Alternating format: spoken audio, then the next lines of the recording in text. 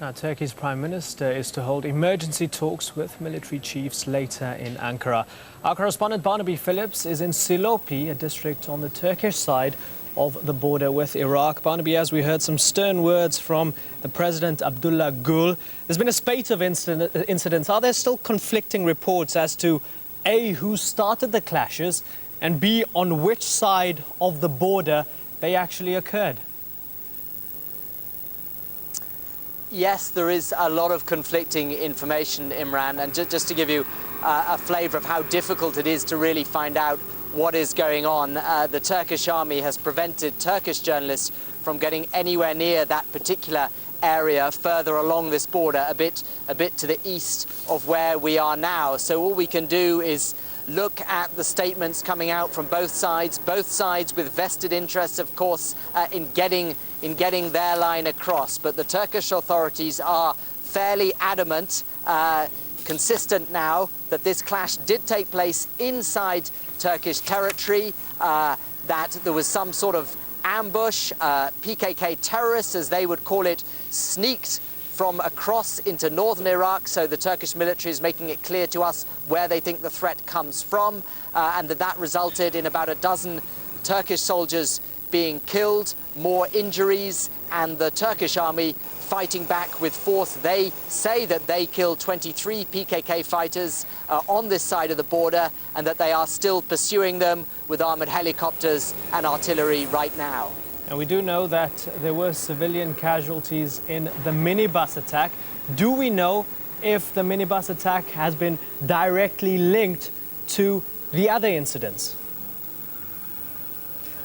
Well, we think that it was probably a landmine attack. That is what Turkish journalists on the scene are saying, and that would suggest that the fact that it's happened today is only a tragic coincidence, if you follow me. It's clearly linked in the sense that the security situation now in this whole area is very bad, but there have been a spate of landmine attacks, both on people and on vehicles here in southeast Turkey throughout recent months. It doesn't necessarily mean that it was part of the same incident involving the Turkish army and the PKK fighters. And we know there's pressure on the government from within to conduct a cross-border raid. How large could this offensive, which has parliamentary approval, possibly be?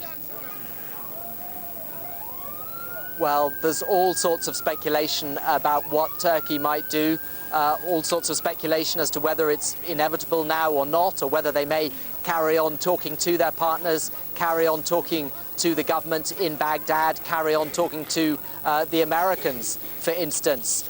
Military experts will tell you all sorts of different scenarios are possible, that there could be bombing raids on PKK camps, or that there could be a much larger offensive. But the Turkish army will remember two things very clearly.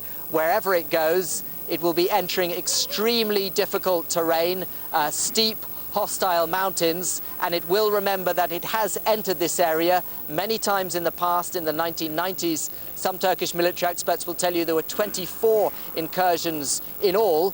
Clearly, they were not definitive successes, because otherwise we wouldn't be in this sad situation where we are today. Barnaby Phillips, live from Silopi in southeastern Turkey. Thank you very much for that. Now, our correspondent Huda Abdelhamid joins us on the phone from northern Iraq. Huda, Kurdish leader Masoud Barzani and Iraq President Jalal Talabani were meeting a little bit earlier on. You've been listening in quite closely. How have they read the incident? Well, they haven't really commented on that incident. Really, what Masoud Barzani said is that at the moment the KRG does not consider the PKK as a terrorist organization. He said that if Turkey put on the table a peaceful solution to the issue and the PKK refused it, then they would consider the PKK as a terrorist organization. This is obviously at odds with the position taken by the Iraqi government, and in today's press conference represented by Jalal Talabani, the Iraqi government now considers the PKK as a terrorist organization. Imran? An interesting quote that I've got from that press conference from Jalal Talabani, where he says the handing over of PKK leaders is a dream that will never be realized. Obviously, Turkey wants Iraq to hand over PKK leaders. How revealing is that quote? Well, it is very revealing and quite realistic. To hand over the PKK leaders who are based here in northern Iraq is an incredibly difficult mission, because it means going after them in these mountains, which is an extremely rugged area, and they are scattered all over their mountains, and they don't have big bases where you can easily spot them. They know the terrain better than anyone else, and they would be, going after them is just, from what everybody says here, and just an impossible mission. Huda Abdelhamid, thank you very much for that, in the Kurdish autonomous region of northern Iraq. Haldun Solmaztürk is a retired Turkish brigadier general. He says the Turkish government was left with no choice but to send the army into northern Iraq.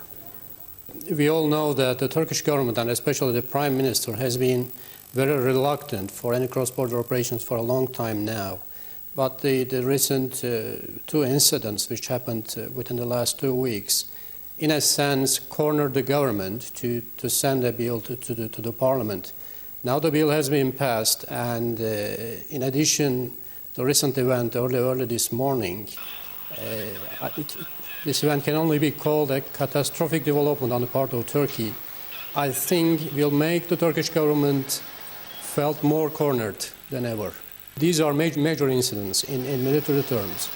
A very important psychological threshold has been stepped over. So any incursion became